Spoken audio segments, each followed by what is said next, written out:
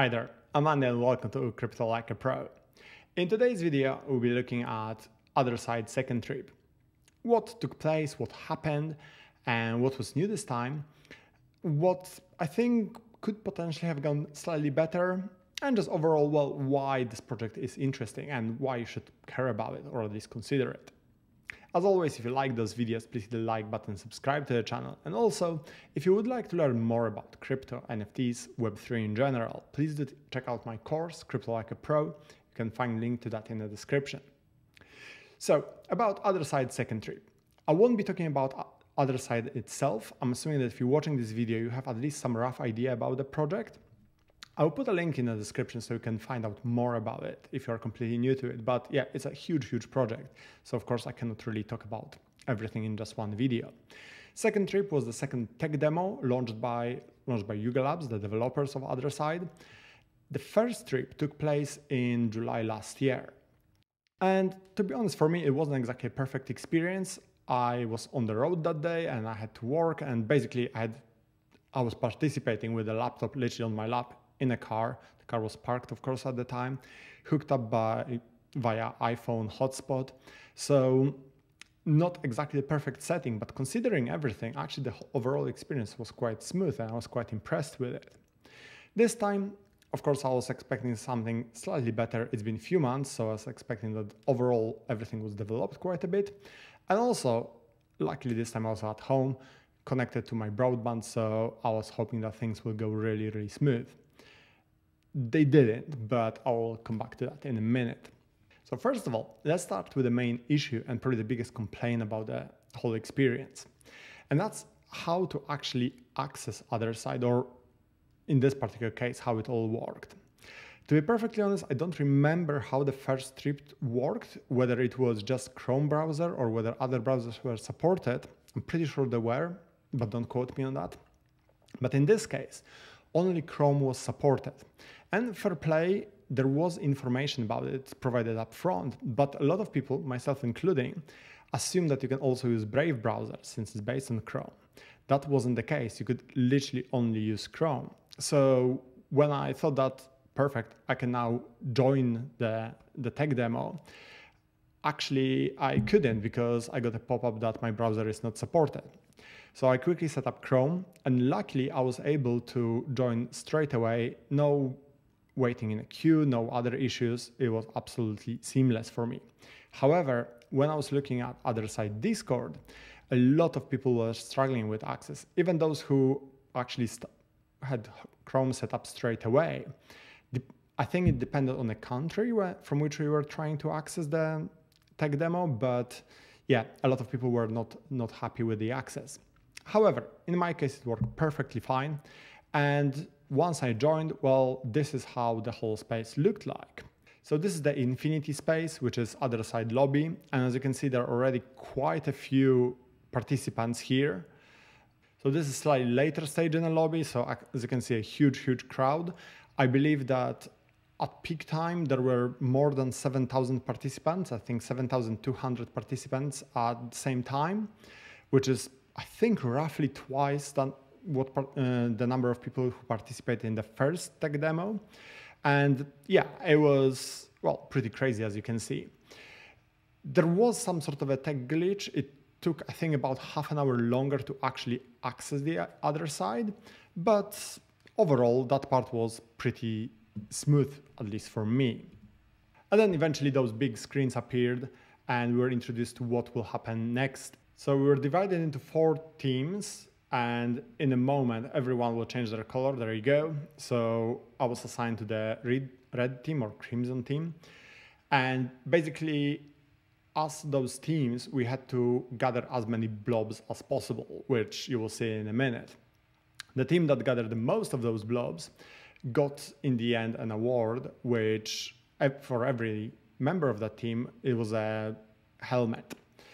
And those helmets will be separate NFTs. They will be airdropped to the members of that team. So that was a blue team actually that won.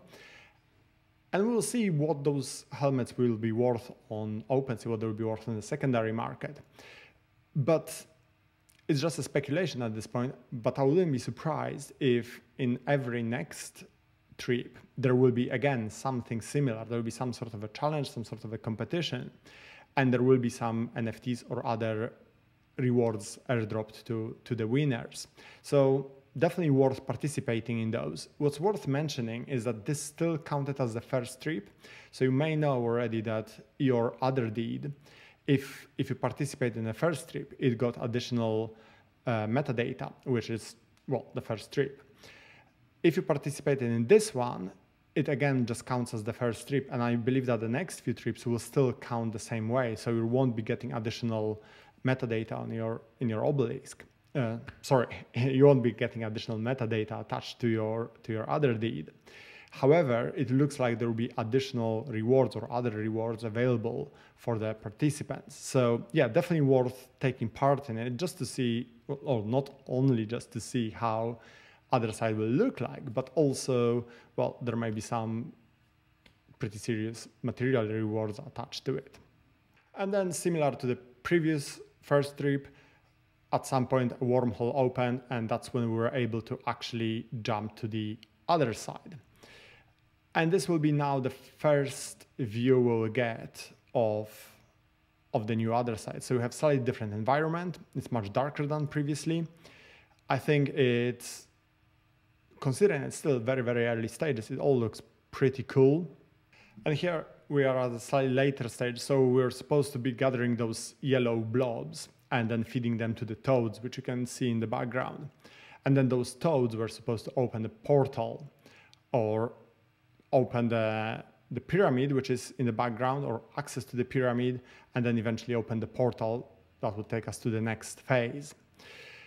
The overall gameplay was quite simple, but nonetheless, it was pretty good fun. I mean, I think everyone was, or most people at least, were excited to participate in this, well, very early metaverse. I think it was quite cool, even though it was quite simple. Unfortunately, at some point during this stage, my internet connection dropped. Thank you, Virgin Media. And I got kicked out. And once that happened, I was unable to join again. So that's certainly something that Yuga Labs or Improbable or the whole team, they have to work on, because at the moment, it's still not quite perfect, seamless experience. And personally, actually, I think that first trip felt a bit smoother than this one in terms of like all the technical side. It ran really, really well, while here there were certainly some glitches. And maybe it was due to my internet, although it should have been much, much faster than when I was participating in the first trip, but I don't know, maybe there was something wrong that day. So let's see how it will go in the future. But yeah, it wasn't quite as smooth as previously. And then basically, yes, once I was kicked out, that's all I could see, just the live stream and never-ending queue. I have no idea how close I was to actually entering in again or not, but yeah. However, as you can see here, there was yet another world visible. So another stage of other side, another environment, and it looked pretty cool. And then eventually we were able to open the portal and go to the next phase, and that was the new environment. So here you can see a short clip from the Bowman environment. So certainly huge improvement overall in terms of the environments, in terms of the overall look. I didn't see quite as much avatar customization as I was hoping for. There was indication before the trip that you would be able to customize your avatar to a certain degree, but there were only, I think, 5 or so options, and they were all relatively similar in terms of how your avatar looked like. But again, well, it's still very early stages, so I suppose that's okay. What I would like to see in the next trip is, well, fewer technical glitches. And even though it was running pretty smooth for me until my internet failed, but that's of course no fault of Yuga Labs or anything like that. But nonetheless, well, a lot of other people were struggling to join the experience. And then once someone was kicked out, and judging by what people were saying in the Discord, it was happening quite often to people that they were getting kicked out. It was pretty much impossible, or full on impossible, to join again. So those little things hopefully will be ironed out in the next trip. And also I hope that we'll see the next trip much sooner than this one, because well, it took since July until end of March to get to the second trip.